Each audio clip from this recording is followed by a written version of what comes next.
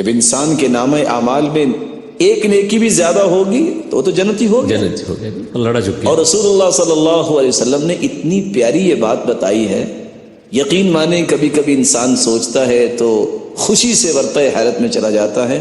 ان الرجل لیدرک بحسن خلقه درجات قائم اللیل صائم النہار۔ سبحان اللہ۔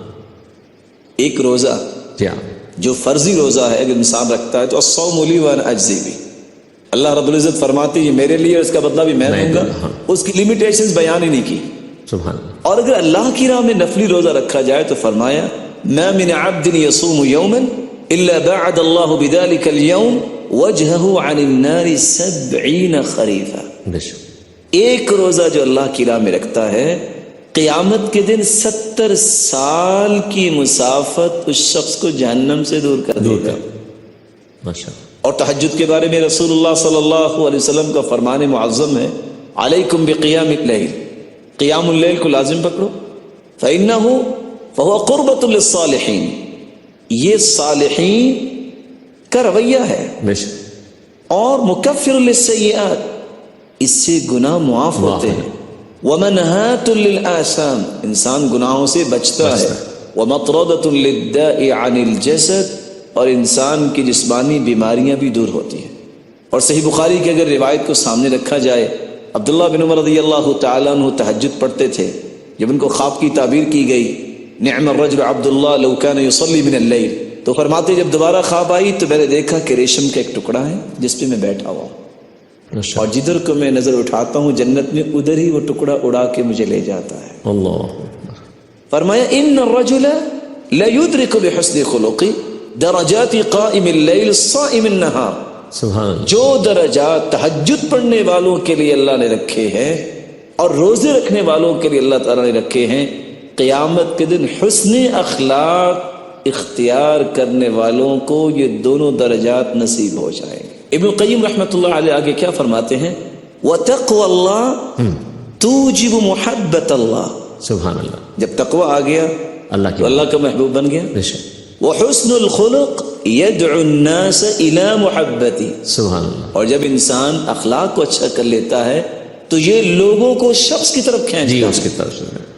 تو رسول اللہ صلی اللہ علیہ وسلم نے ان کلمات میں اتنا بڑا پیغام دے دیا ہے، جو پیغام اگر ہم اپنے زندگی میں شامل کر لیں تو ہماری دنیا بھی بہتر ہو سکتی ہے، ہم محبوب خلائق بھی بن سکتے ہیں، محبوب خالق بھی بن سکتے ہیں۔ بہت ہی۔ اور اس لیے رسول اللہ صلی اللہ علیہ وسلم نے ایک اور حدیث میں فرمایا ان من احبکم الی واقربکم منی مجلسا یوم القیامہ احاسنکم اخلاقا۔ شوق ہو تو ایسا ہو بے شک کہ اللہ رب العزت ہمیں صاحب اخلاق کی رفاقت نصیب فرما دے، اس سے بڑی کوئی کامیابی نہیں ہوگی، کوئی کامرانی نہیں ہوگی۔ لیکن فرمایا یہ رفاقت ملے گی کس کو؟ جس کا اخلاق اچھا ہے۔ سبحان اللہ۔ اور رسول اللہ صلی اللہ علیہ وسلم نے اس لیے ایک تیسری روایت میں آتا ہے احب العباد الی اللہ احسنہم خلقا، یہ شخص حسن اخلاق والا صرف میرے ہی قریب نہیں ہوگا، صرف میرا ہی محبوب نہیں بنے گا، بلکہ اللہ کا محبوب بننے کے لیے اگر کسی نے کوئی کام کرنا ہے تو وہ کیا کرے؟ اپنے اخلاق کو اچھا کر لے۔ سب سے پیارا بندوں میں اللہ کے ہاں وہ ہوگا جس کا اخلاق اچھا ہے۔ ماشاء اللہ ماشاء اللہ۔ یعنی وہ بات جو اللہ سبحانہ وتعالیٰ نے سورہ آل عمران کی آیت نمبر 31 میں بھی ارشاد فرمائی، قُلْ إِن كُنتُمْ تُحِبُّونَ اللَّهَ فَاتَّبِعُونِي فَاتَّبِعُونِي يُحْبِبْكُمُ اللَّهُ۔ اب آپ دیکھیے یہاں اتباع کا یہ پہلو جو رسول اللہ صلی اللہ علیہ وسلم نے واضح فرمایا کہ اگر انسان اچھا اخلاق تیار کرتا ہے، اور اچھے اخلاق کے لیے معیار اور نمونہ کون ہے؟ رسول اللہ صلی اللہ علیہ وسلم۔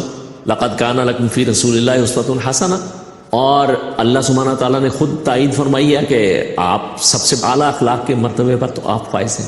تو یہ وہی بات جہاں سے گفتگو اپنی اس سے پہلے چل رہی تھی کہ یہ پہلو جو ہے یہ معاشرے میں اتنا دبا ہوا ہے کہ نجات کے اعتبار سے اور رسول اللہ صلی اللہ علیہ وسلم کی اتباع اور پیروی کے اعتبار سے، حالانکہ آپ صلی اللہ علیہ وسلم کی یہ اخلاق تو اپنے گھر والوں کے ساتھ بھی، اپنے دوستوں کے ساتھ بھی، چھوٹوں کے ساتھ بھی،